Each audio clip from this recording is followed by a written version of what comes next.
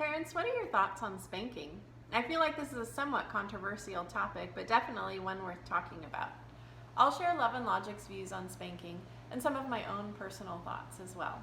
Love and Logic used to support spanking, but they've changed their stance. Their reasoning, there are just better ways to handle discipline than spanking. Our personal experiences with spanking are, we just didn't do it. If I ever felt like I wanted to spank, it was probably because I was angry, and that definitely would not have been the right time to spank. It certainly would not have come across as loving. And if in that moment I didn't spank, then I definitely had time to consider a different way of approaching the problem.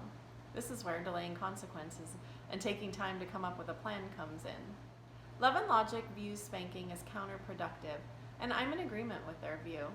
Spanking tends to make us the bad guy instead of our child's bad decision. Remember in the Love and Logic class we learned about the importance of empathy? When our kids make mistakes and we deliver consequences with love and empathy, they learn to blame their poor decision. Their poor decision becomes the bad guy, and we get to remain the good guy. Using Love and Logic strategies will be far more effective, and I believe it's much better for maintaining healthy, loving relationships with our kids. I think about different problems that happen with our kids that might cause a parent to want to spank.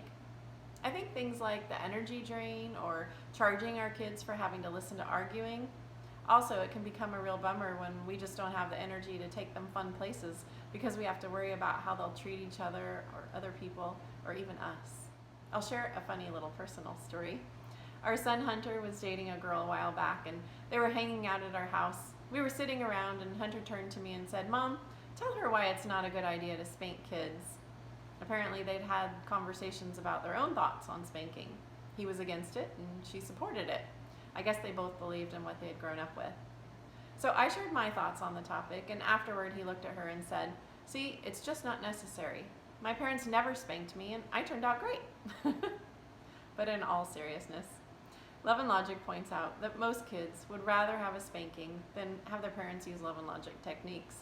If you think about it, how much more difficult will it be for our kids to hear, "I'm going to have to do something," and then have to wait and wonder what that dreaded something might be, rather than getting a quick spanking that never really causes them to think, except maybe about how mean they think we are. As we know, there are many different ways to respond using Love and Logic. There's always more than one way. The most important thing that we remember is that because we deliver a strong and sincere dose of empathy before we ever deliver consequences, our kids are going to feel that we are on their side, helping them navigate the tough stuff in life. And doesn't that just feel so much more loving than spanking? Also, Love and Logic points out that there's a considerable amount of solid research now available indicating the harmful and counterproductive results of using spanking as a disciplinary tool. Since Love and Logic gives us other great strategies that we can use, and we know that they're effective, spanking just doesn't seem necessary. I would love to hear your thoughts on this topic.